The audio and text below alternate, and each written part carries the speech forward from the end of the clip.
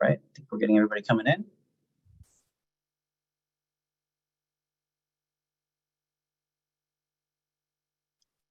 Morning, everyone joining. I'm going to wait 30 seconds to a minute or so just to make sure everybody gets in, and then we'll get started.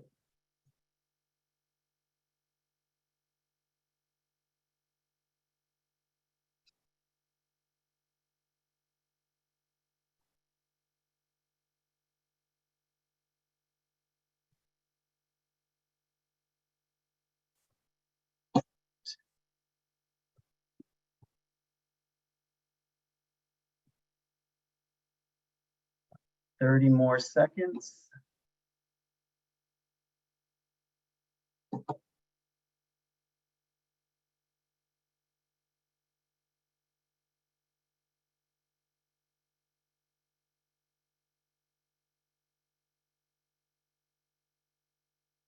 All right. Well, I think I'm going to go ahead and start the webinar up.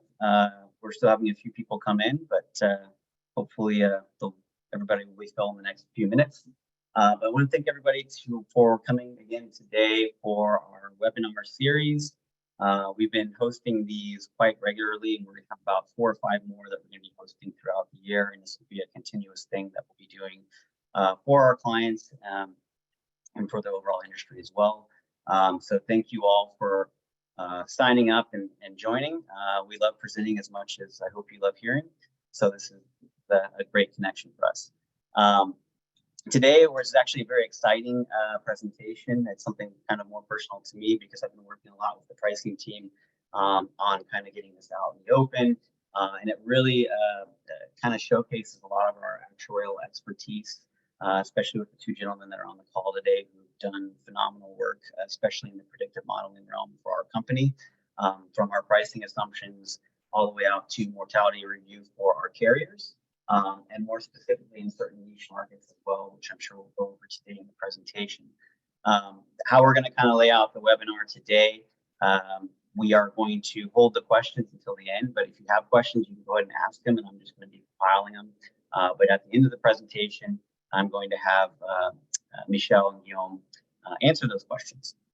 So without further ado, I'm going to jump into each speaker's bio, and then I'll kick it over to Michel and Guillaume to start the webinar. So first off, we have Michel Hebert, who's an actuary fellow of the Society of Actuaries, and he's currently vice president of U.S. pricing and also leading the actuarial R&D team for both Canada and U.S. reinsurance companies. Michel has 28 years of actuarial experience and has been with Optimum in various roles for the past 14 years. To obtain mental stability, Michel is a very competitive person that loves playing hockey, skiing, cycling, and is a saxophonist in a jazz band. I actually didn't know that. that's a new thing that I just learned today about that. I'm gonna have to ask you about that. And then of course we also have Guillaume Ducharme. I feel like I say your last name wrong, or your first name, but I think I got it right this time. Also an actuary fellow of the Society of Actuaries, and is currently director of actuarial R&D for both Canada and U.S. reinsurance companies. Guillaume has 12 years of actuarial experience and has been with Optimum for 1 year. Outside of work, he keeps busy baby-proofing the house for his 10-month-old son, playing softball, and rock climbing. So very happy to have you guys presenting today, and I will kick it over to you. All right, good morning, everyone. Really happy to be here and show you the great work that our R&D team has done in the past few years. So at Optimum, we started doing predictive modeling in 2019, first with travel insurance in Canada. So Optimum is a leader in travel insurance in Canada. So we started doing this modeling to really give back information to our clients on the claims information that we can find, the claims rate of this line of business. Then we expanded that knowledge in the US for other lines of business, first for final expense. So for final expense is a simplified issue product sold at the higher issue ages for a limited amount. And more recently, we developed a model for fully underwritten business, so taking into account the industry experience coming from the Society of Actuaries, and then we developed a model using that information. So in the next hour or so, we're going to show you how we built those models and really give you interesting results. So hopefully you'll find the presentation useful for your work. So Guillaume, take it away. Thanks, Michel, and welcome everyone. I'm glad to be here as well. Before starting with the presentation, I think it's going to be useful to go over a few definitions. So with the hype around AI that we're hearing these days, for example, ChatGPT, we're hearing about it in the news a lot. It's important to define exactly what we mean by artificial intelligence and what we mean by machine learning and predictive analytics. So artificial intelligence, if I read the definition on the screen, is the set of theories and techniques developing complex computer programs capable of simulating certain traits of human intelligence. So you can have very simple AI like a chat bot, let's say a chat bot that is rule-based, that will simply, let's say for a business, you ask it what's the business hours, it's going to reply with the business hours. So that's simulating a human intelligence. That's a form of AI, although very simplified. And then on the other end, you have things like large language model like ChatGPT, where you can ask basically any types of question, and it should usually give a reasonable answer that a human could have provided. So this latest part of artificial intelligence is using machine learning as a technique to develop the models. So what is machine learning? Basically, it's when you have a computer program that's going to learn from the data to reach some conclusions. So you don't need to explicitly program a set of rules. You provide parameters, you provide data, and then the program will learn from this data and be able to do predictions. Now, the third definition here, predictive analytics. So predictive analytics, actuaries have been using this since way before AI and machine learning. Basically, it's the idea that from historical experience, you can derive future trends. So you can, for example, you're looking at asset returns. You're looking at to establish what's going to be your retirement assumption for a pension actuary. So you're looking at the past, you're interpolating, and you're predicting the future. Now, recently, actuaries have started using machine learning to do predictive analytics. So that's what this presentation is going to be about. So predictive modeling is an application of machine learning for predictive analytics purpose. So hopefully that clarifies a bit the different definitions there. Why would an actuary use a predictive analytics and machine learning technique rather than a traditional approach? So we have a simplified example here where for the final expense business, let's say you're using the traditional approach, so you would be looking at what's the relative mortality of the face amount band 25,000 and above compared to the other face amount bands. So you would find that, okay, it's 2%, the mortality observed for that specific band is at 2% higher than the other bands. That's not a very significant impact. So you might decide, okay, I'm not going to adjust for that band. I'll leave it as is. But then if you look deeper inside that band by segmenting for male non-smoker and female non-smokers, then you see, okay, for male, I'm at 97, but for female, I'm at 117. So that starts being significant. But then when you look at the number of claims, you're seeing you cut pretty much your number of claims in half, and you might face credibility issues when you're assigning this 117%. And another reason why it might be dangerous to do this is you don't know what's the impact of the other factors. So in your female non-smoker, maybe your population is just a bit older than in your male non-smoker. So that's why it's exhibiting this higher mortality. So you always end up with an issue of maybe double counting or missing the correlation between some factors. So we did the same example with our predictive model, and we find that the effect of the face amount band 25,000 and above is 112%. So it's very different from the 102, and we know that that's the isolated impact of the face amount band. So regardless of other characteristic, that should be the impact of having a higher face amount.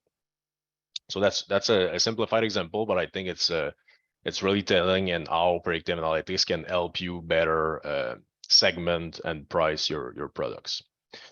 So now the first model we're going to talk about is the base mortality model. So this one was developed for the US fully underwritten products. The source of the data we use for that model is coming from the SOA, Individual Life Experience Committee, so ILEC. So they do experience studies once every few years. So they have a very large amount of data. In this project, what we ended up using was around 1.4 million claims over 300 million policies exposed. And these policy exposed were ranging from 2010 to 2017. And this really represents it's a good representation of the industry because it includes data from over 90 companies in the recent years. So what model did we use? We use a generalized linear model, so a GLM with a log link, and the goal was to predict the number of claims. So I'm going to go back a bit with an example on what this log link does exactly. But if we look at the formula below, let's assume for now that the left term is number of claims. So you're going to have number of claims depending on a set of variables. So that would be your x's, multiplied by a set of coefficients. So your B1, B2, Bn would be your coefficients.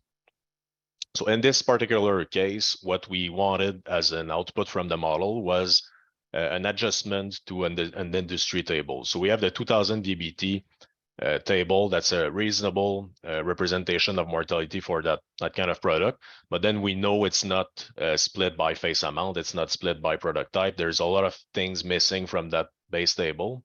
So the idea here is to have a model that will determine adjustment factors to apply to that industry table. So here's a simple example of how a GLM would work.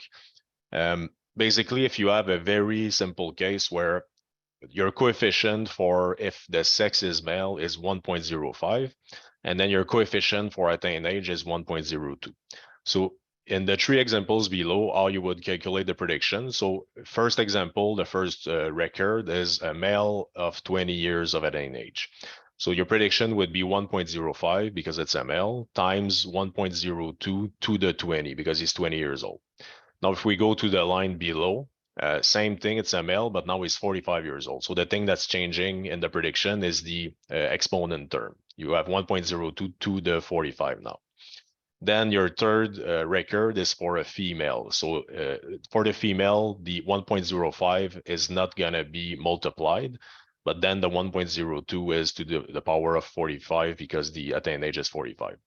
So you see here that there's a multiplicative effects between the variables, and that's what the log link is doing. So at the end of the day, it's easier to see what's the impact of changing the age, what's the impact of the sex being different if you have a multiplicative factor between your variables.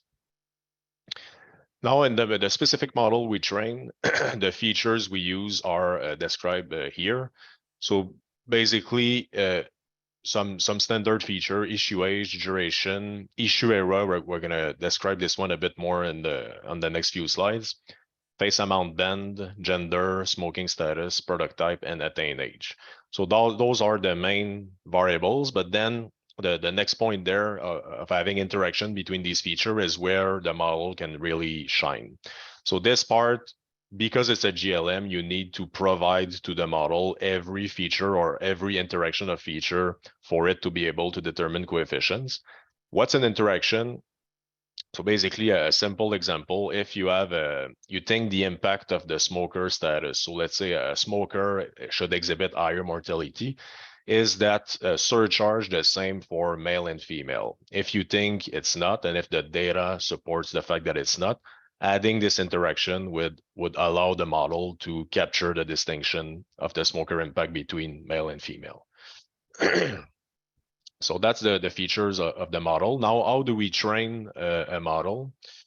So basically, from all the data we have, we separate it in three folds. So we have the training set, validation set, and testing set, representing 60, 25, and 15% of the data respectively. So the training set, that's the one you're really going to use to train your model. Now, why do we not stop there when we include everything in the training set? So it's very easy to train a model that will fit very well the training data. So you could have a very complex model that would predict almost exactly what you're observing in your data.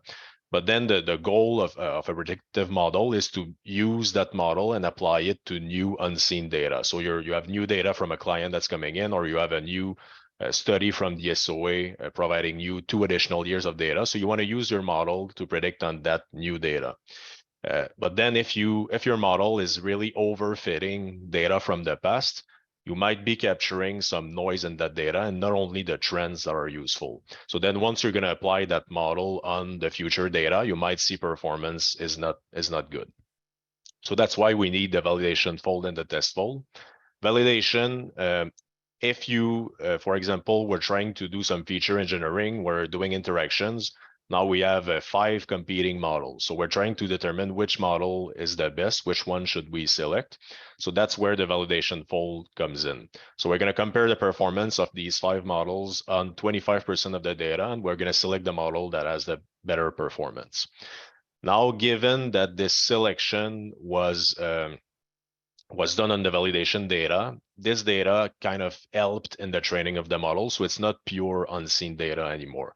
So that's why we need the final test set of that's data that was not involved in training the model and was not involved in any modeling decision. Also, what's interesting about this test data is usually we take only recent years in that fold so that you make sure you're performing well on recent year. So it should imply that you would be performing well on future data. So if we look at the diagram at the bottom, that's how the split would be made. So the test data is only 2015 and above, and then you have training and validation split according to the percentage we determine. So issue era, as I said previously, that's one of the feature in the model. What's the goal of an issue era feature? So an issue era feature is we're going to try to group together issue years to reflect some changes in the underwriting that happened in the past that would not be reflective of future mortality. So for an example here is in the 90s in the US, there was the introduction of the preferred underwriting. So when you add, let's say, a cohort of healthy non-smokers, well, they lapse their policies to buy the preferred policies. So then if you look at the remaining group of non-smokers, they're going to exhibit a higher mortality.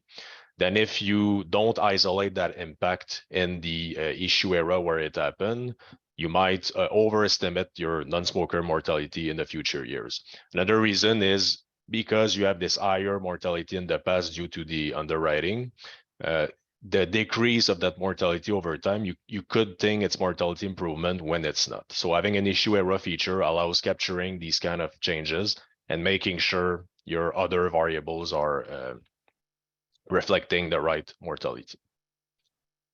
Another particularity of this model. So in the SOA data, we have information by preferred class. So depending on the smoker status, you have different preferred class structures. So for non-smoker, we had a structure of 2 classes, 3 classes, and 4 classes.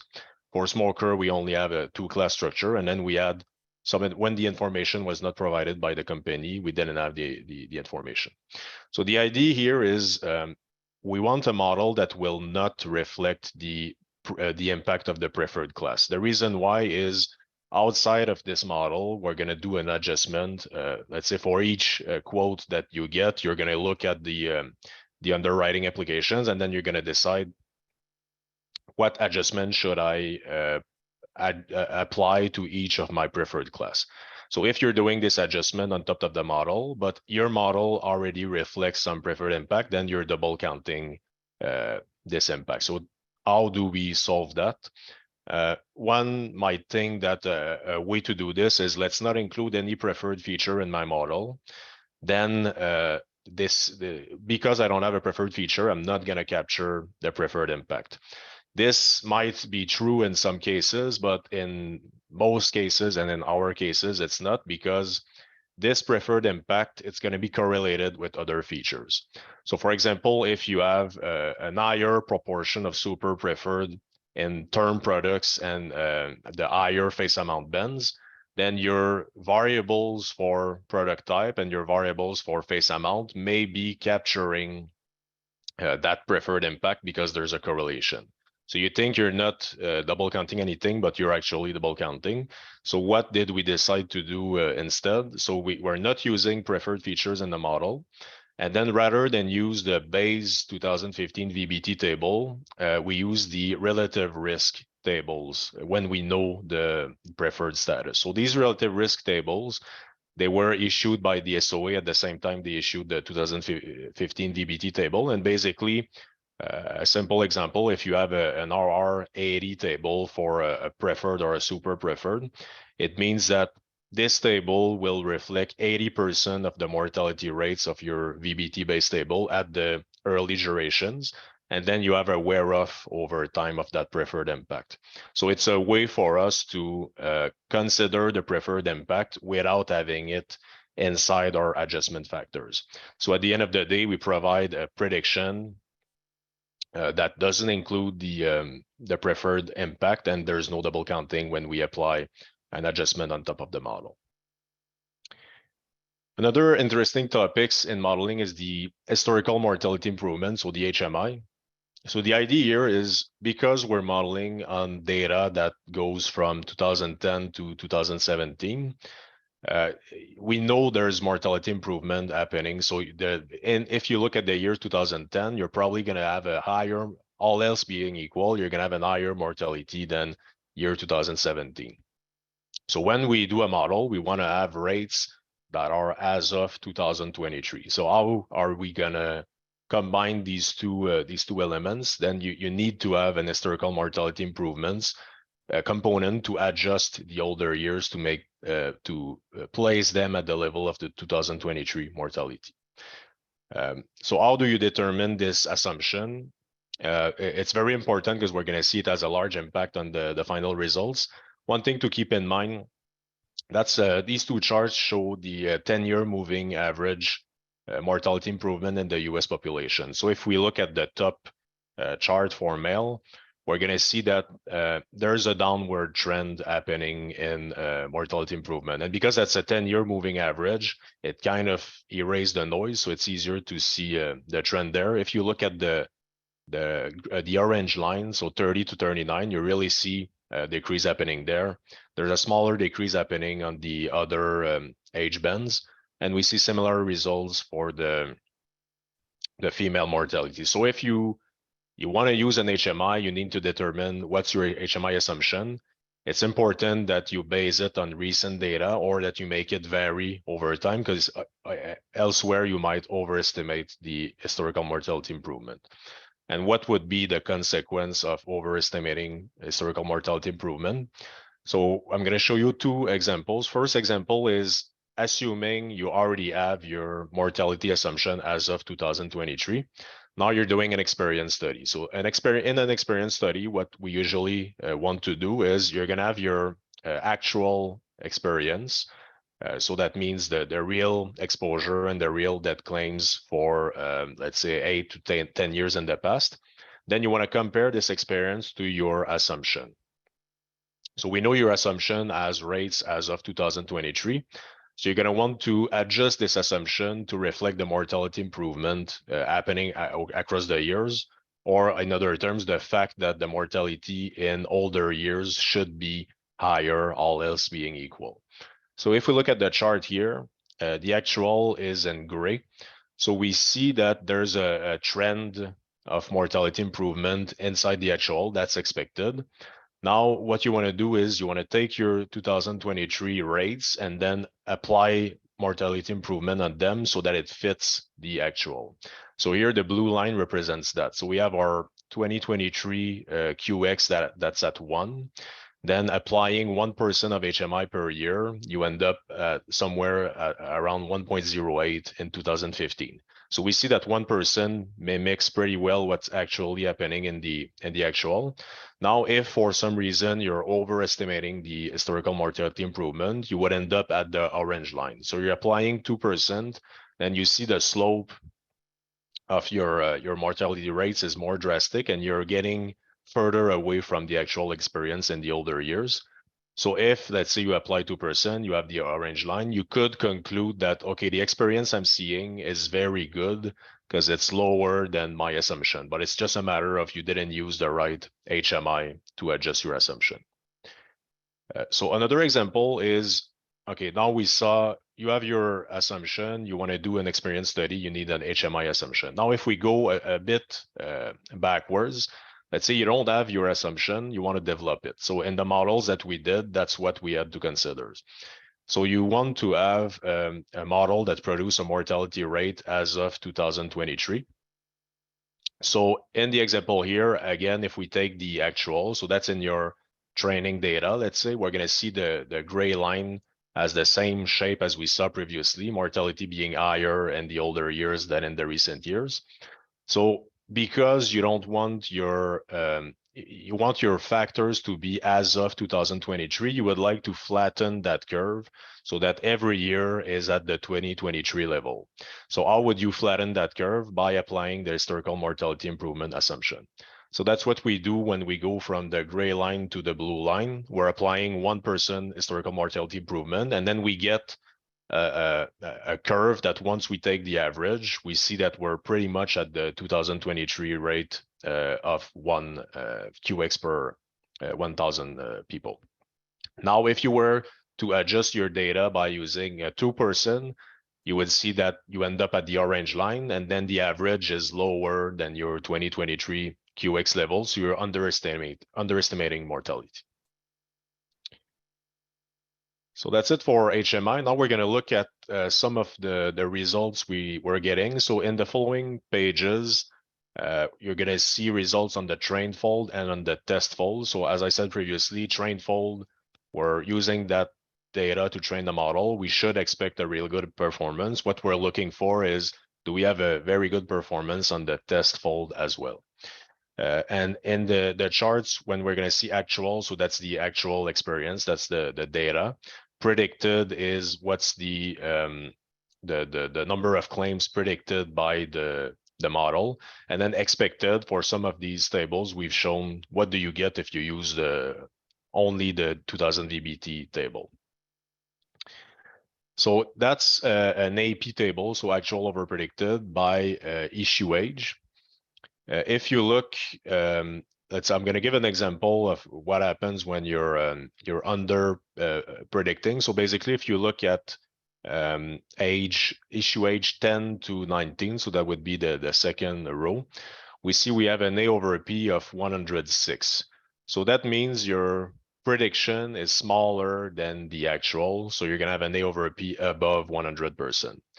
If the opposite would happen, so if we look, let's say, on the train fold for the same issue age band, we're at 97.9.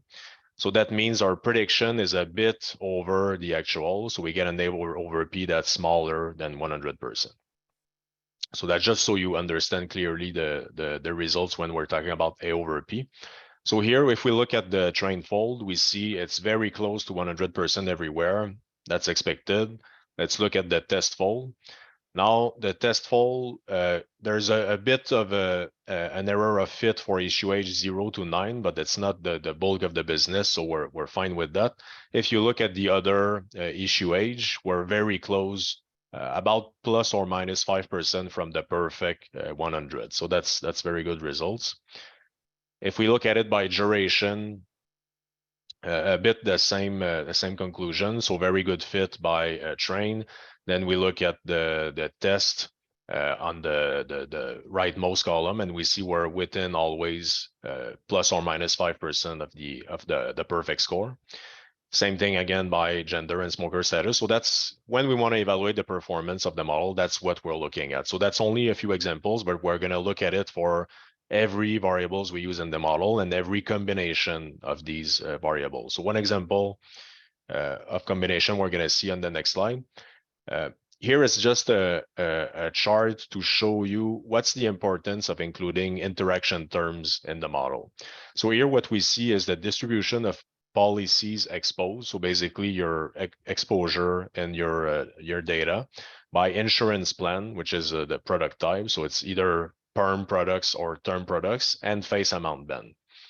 Now, every chart that you see here is for a specific band. So if we look at the top left, it's for $1 to 50,000. Then the next one is from 50,000 to 100,000 and on and on. Then on the left, you have the exposure for perm, and on the right, you have the exposure for term. So one thing you can notice quickly here is if you start at the earliest bend, it's mostly perm products. But then as you increase your face amount bend, you get more and more term products. And at the end, it's mostly term products and not a lot of perm products.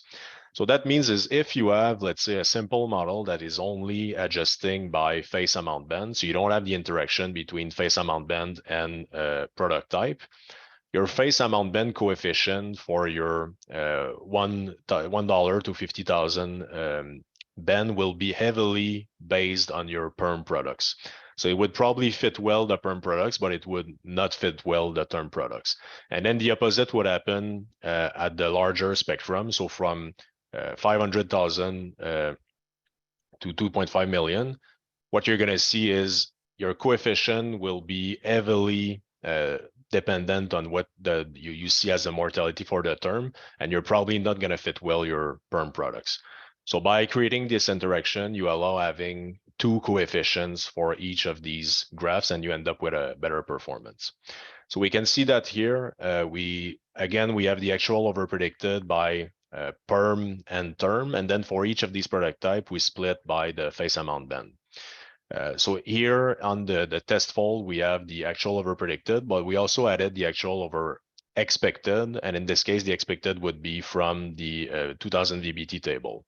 So what's interesting to note here, basically, is if you look at the performance on the lower face amount bend, and that's expected, you're going to see the VBT is under predicting the mortality. That's expected from the VBT. It's not adjusting for face amount. And then the opposite happened for the later bends. But what's interesting here is if you look at the under statement here, so we have about 20% and then 10%. It's very different from what you get for the same bends for the term products. So the term products here, the VBT table is underestimating by 80% for that lower bend, and then by close to 60% for the bend right after. So this means if you're using the same factors to apply to the VBT, then you're going to be wrong between the perm and term. So that's why you need the interaction between the product type and the face amount bend. Lastly, in terms of performance, so looking at the preferred class, so we're seeing that the A over P of using, and that's the combination of using the RR table plus the adjustment factors. So to remind you, the RR table is the one taking care of the preferred impact, and our adjustment factors are exempt of any preferred impact as we want to avoid double counting. So the combination of these two, we want to make sure it fits well the data, and that's what we see here. So on the test fold, again, we're pretty close to the perfect score for each of the classes. Now, what are the next steps in terms of this model? We're doing a similar thing right now for the Canadian fully underwritten mortality data. So the CIA does similar experience study every year, and then we aggregate this data and we do a mortality model on it. One interesting thing with this data is now we have data up to 2021. So it's overlapping the COVID pandemic.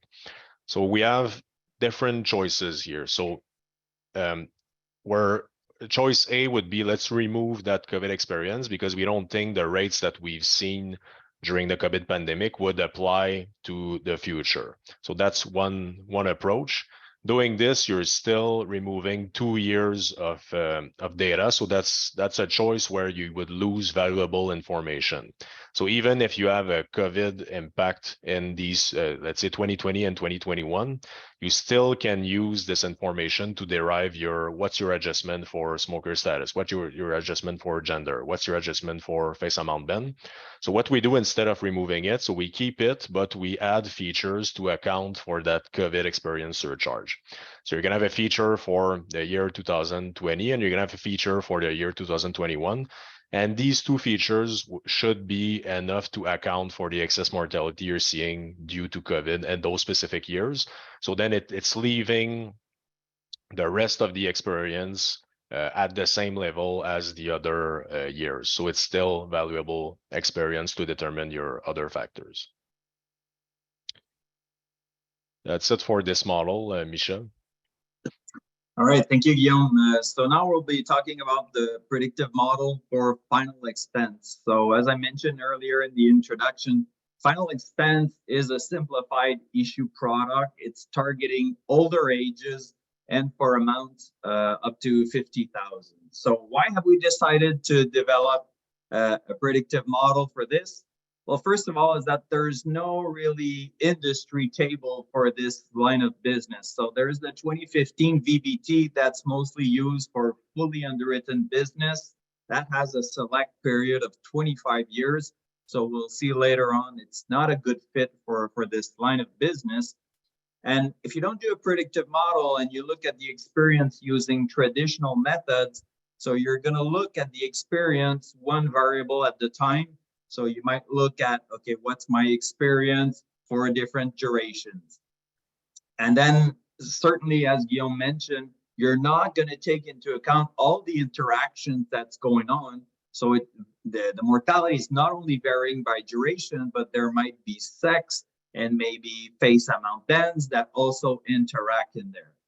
So if you do want to take that into account using traditional methods, then you're going to slice and dice. So you're going to look at the data for males for a duration of 1 to 5, maybe for a certain face amount band.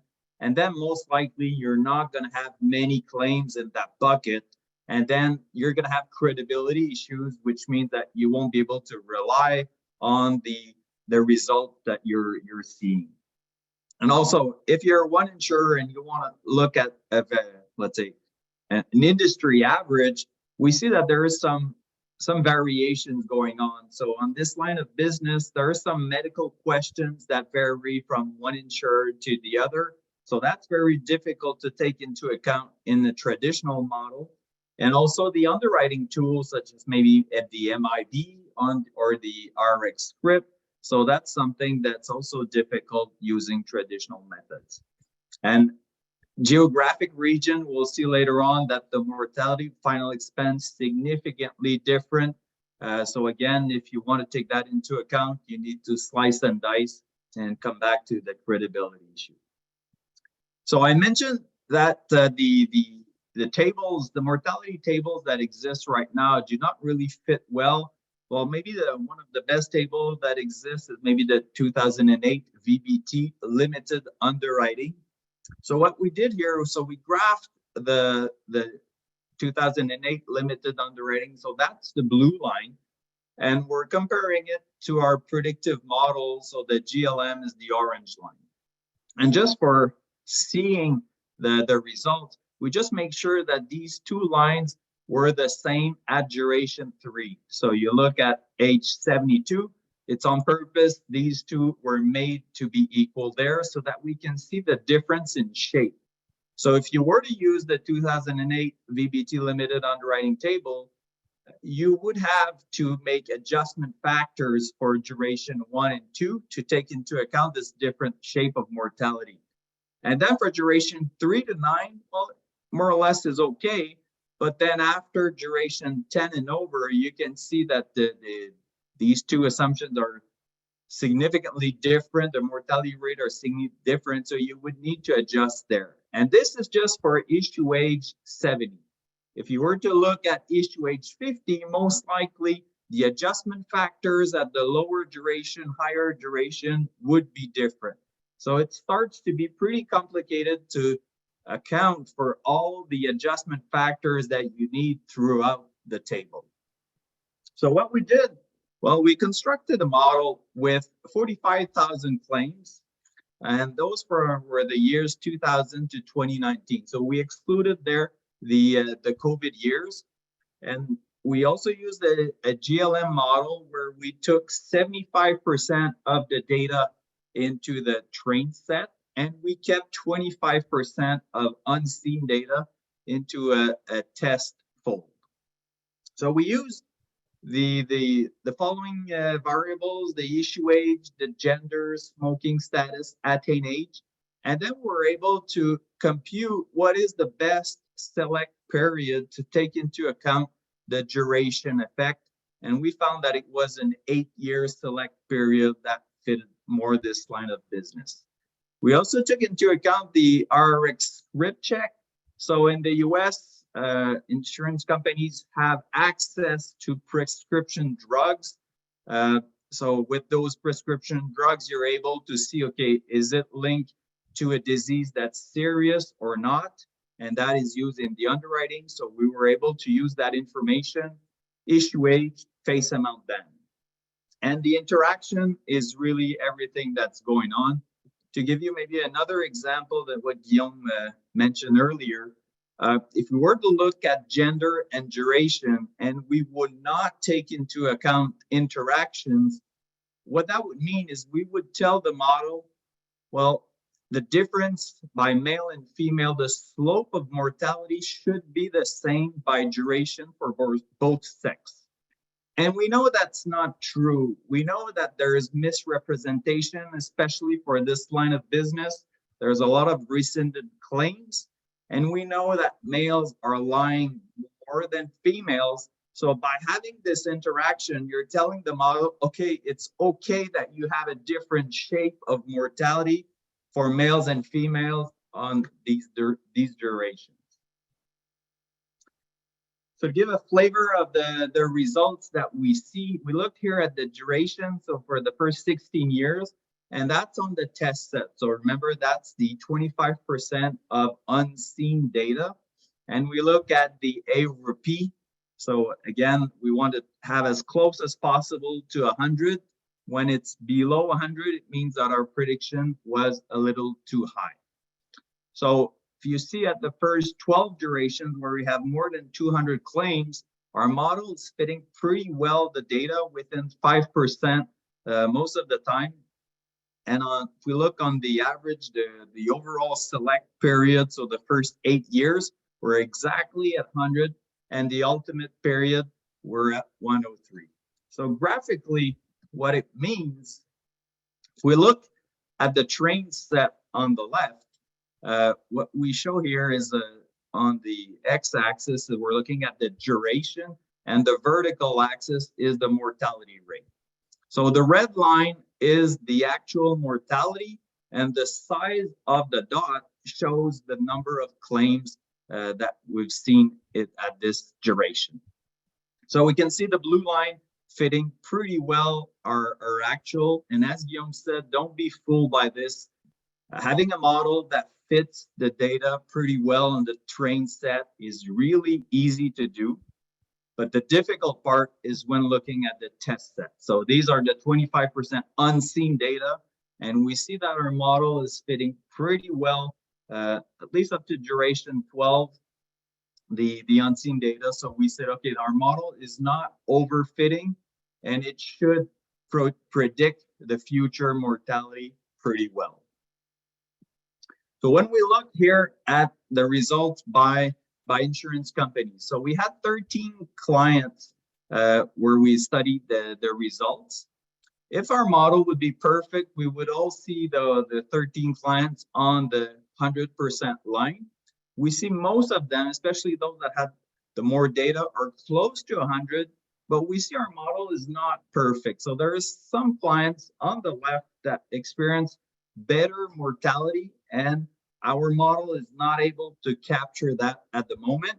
And at same on the right, we see that some clients experience worse mortality, and our model is not picking up. So there's room for improvement in our model. And what we have on the pipeline for the next steps is really looking at the geographical variables. So we see mortality in the US is not the same within for each and every state. So we'll show more results on the next slide. And also we could include some variation by distribution channels. So can we observe some differences in agent versus broker for this line of business? And the other thing that we're currently working on is looking at an application score. So we want to look at all the medical questions that are asked by each carrier for this line of business and try to see, okay, is that more stringent than the market average? And if it's more stringent, is it the reason or part of the reason why the experience is better for these clients? And those that have looser application, is that the reason why we're experiencing higher mortality? So look, we mentioned results by state. So on the left table, this is what we did. So we looked at the mortality of certain states. So we look at state 1 and 2, and we see that the A over B around 15% higher than what the average model was giving. And other states like 3 and 4, we see the experience is like 7% better. So that's pretty easy to say, okay, well, I'm going to put those states as best or worse and adjust by this factor. But then it gets really difficult when you look at state 5 or 6, where you see state 5 experience significantly worse, but only 33 claims. So very limited number of claims. So it's difficult to say, okay, do I put that state in the worst bucket, or I don't know. So what we did, we look on the right, the health indicator. And to give an example, to put it simply, let's assume it was based on obesity percentage. So what we looked at was, okay, which states have the lowest obesity percentage? And that's indicator number 1. And going all the way to indicator number 4, which state exhibit the highest percentage of obese people? And you can see the correlation is really direct. The A over B really increases by the health indicator that we were able to find. And we see that the difference between the best and the worst is 20%. So that's a significant difference. And that's what we want to help our clients to say, well, if you want to grow and you want to write more business, we can help you write more profitable business. So certainly by looking at their distribution, we can have some discussion on, can you put some incentives in place so that your distributions sell more in an area where you're going to have better mortality? Now that's by state. Can we refine even further by zip code? Because for sure, within a state, there are some areas that might exhibit better and worse mortality. And by looking at zip code, of course, we have to really be careful on the regulation issues. So we know that the zip code is a proxy for race. So we don't want to get there, but it would be interesting to look at it just to get, okay, where are we, to get the knowledge of where is the mortality better. And then based on your sales distribution, you're able to say, okay, overall, this is the mortality that I think is going to be applicable for this line of business. The goal is not to segment premiums by zip code, because this gets the regulator, we're getting issues with the regulation, but it's more to get the knowledge. So if the actuaries and the insurance company know exactly where they should have profitable business, then this is certainly something that's helpful to know. So here we're discussing mortality improvement. So it's not necessarily predictive modeling, but since all of the predictive modeling are used by actuaries in order to determine the premium rate and profitability, we thought it might be useful to attack your mortality improvement. So what I showed here is the result of the Society of Actuaries. So the SOA, they did some work and tried to allocate all counties into 5 buckets. So the yellow line, so in 5 quintiles, so the yellow line was the wealthiest counties, and the red line was the poorest counties in the country. So as you can see, the difference, so that's mortality improvement that is graphed. So you see between the poorest and the richest county, there's at least 0.5% difference in those different counties. So that's really affecting or showing that the socioeconomic class has an impact not only on the base mortality, but also on mortality improvement. And where I'm going with this is, should we have the same mortality improvement for both? Guillaume, go to the previous slide.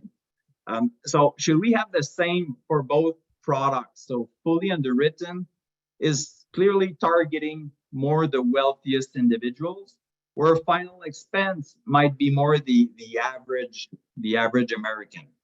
So if there's a difference in socioeconomics, should we have the same mortality improvement, or should we change the mortality improvement? And also, how are we looking at the experience for mortality improvement?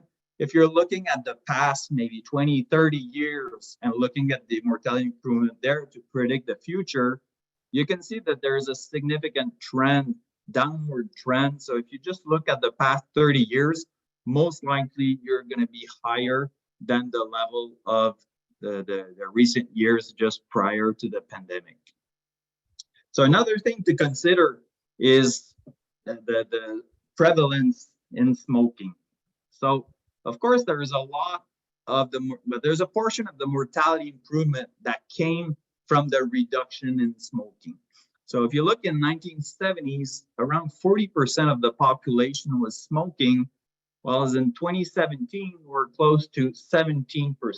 So of course, that generated mortality improvement. There's also other factors, certainly, that helped to create mortality improvements, such as the reduction of death from cardiovascular disease.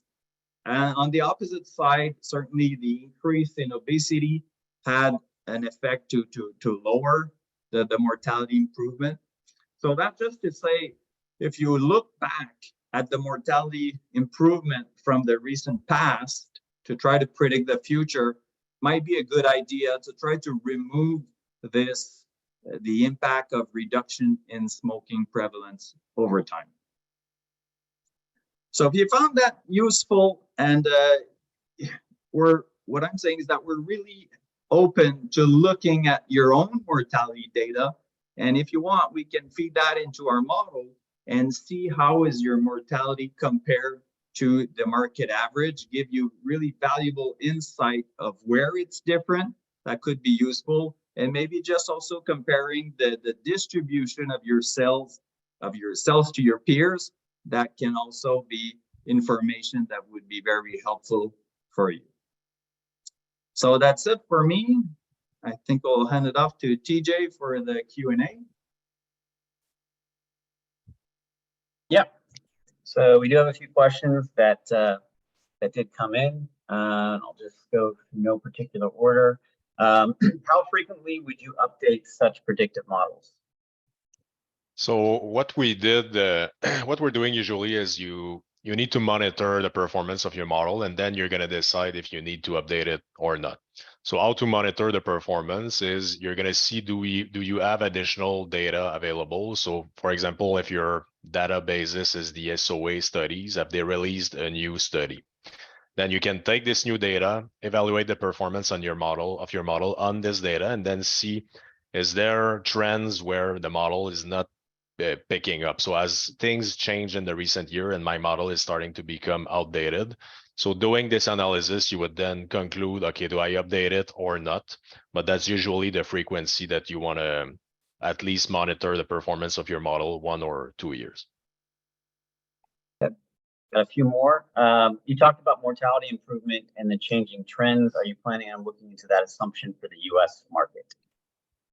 One thing we're currently looking at is it's one thing to determine mortality improvement for, let's say, all-cause mortality, but what we're trying to do is let's look at it by a cause basis. So basically, for the, let's say, top 10 causes of mortality in the US, we're going to try to look what's the past experience and what's the outlook on the future. So we're consulting with medical experts to see what are the medical trends happening and how would they change the mortality improvement we're seeing for specific causes. So one example would be cancer. There's a few types of cancer that represent a high level of mortality in the US. If tomorrow there's a new drug for a specific type of cancer that greatly reduces the death, Then doing this analysis by cause, we'll be able to pinpoint, okay, exactly what should be the impact on the overall mortality improvement. So that's one project we're doing right now. Are you considering deep learning models for this kind of analysis as well? I can take this one as well, and I think it ties in a bit with the other question. Have you considered using models more advanced than GLMs? So we use GLM as the kind of stepping stone for the first iterations of the model. The reason is that these models, they're easy to interpret. So you have coefficients, you have variables. You can easily validate the results and then explain to stakeholders what's the impact of each of the variables. Now, for sure, we could have maybe a better performance by using more complex models, such as there's a few examples. The deep learning models, XGBoost is pretty popular. GAM, any kind of other models that's in the pipeline. So now we have something that's working with the GLM. Then we're going to see, can we get good improvement while maintaining interpretability by using more advanced model in the coming months or years for sure.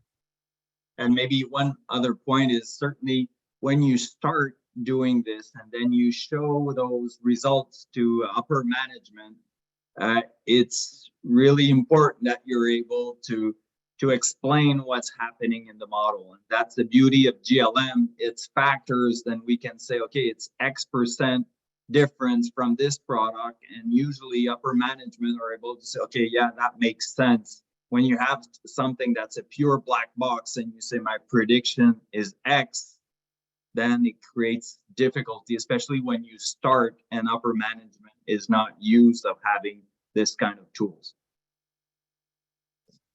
Yeah, we've got a few more questions that are trickling in, and I want to make sure I get to all of them. So can you comment on the industry media reports on how mortality has worsened in recent years?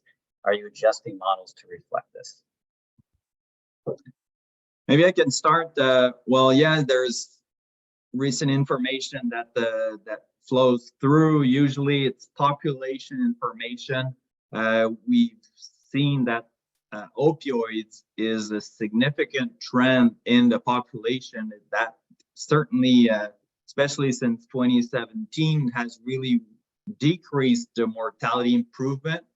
What we're trying to reflect is we're trying to remove this effect from the population that is not seen as much in the insurance population. So there is still some effect of the opioids, but not as much as the population. So yes, we're adjusting when Guillaume was talking about using HMI, we do take into account the most recent mortality improvement to project backwards so that we take this downward trend into account. Next question is, you developed a predictive model to predict future mortality. Within the context of actuarial work, what other subject matters would benefit from developing a predictive model? I can give a few examples, and Michel, you can you can complete as well. But basically, now we're in the context of life insurance, but there's also application in the context of property and casualty insurance, for example. So in for your car insurance premium, house home insurance premiums, usually most of the large company these days are using predictive models. Then Michel at the beginning also talked about the travel insurance business. So that's another way we're developing model to predict the incidence of a claim, and then given a claim, what would be the severity of that claim. So there's a lot of areas definitely where actuaries are starting to use these models, but there's also I think more to come that we're not even aware of right now. And maybe add something to that. There's a lot of accelerated underwriting going on right now, and sometimes there's some random holdout that's considered to see, okay, do we see some mortality slippage into our accelerated underwriting or post-issue audits? It can be purely random, but it can be even better if you look at a predictive model to try to see where is the misrepresentation most likely happening. And if you're able to do that and look at your data, and try to see, okay, I'm going to ask a random holdout to provide fluid, blood, and urine analysis for those people that you think are lying, then most likely you're going to have better results of your mortality with time. And also you can use that to look at agent experience. So if you're able to see some trends coming from specific agents, they never have smokers in there, then it can really highlight you of where you should make actions to make sure that you don't see the mortality slippage as much. Okay. I think that's the last of the questions. The presentation was recorded, so I think we might be sharing that. And I'm not sure, Guillaume, Michel, if you're sharing the slides or not. We did get a few requests from individuals, so I wasn't sure if that's something you want to do. Maybe there was another question, TJ, of how long does it take to create those models? So maybe it took you many months to get there. So usually from 4 to 6, I would say, especially when you start, there is a learning curve, of course, that we were able to apply when we started the travel insurance. It was longer, but then when we started doing our mortality, we were able to reuse the tools, but certainly the using GLM and trying to fit the interactions between variables, which are the best one to use. That's a lot of back and forth. Maybe just to give you some indication, we had roughly 50 to 60 models that we tested to see which one would be the best fit before arriving at our last, let's say, recommendation. So that, of course, creates a lot of work, and you need to have really dedicated actuaries or data scientists to do this back and forth, and don't get, let's say, overwhelmed with that and not frustrated with this back and forth.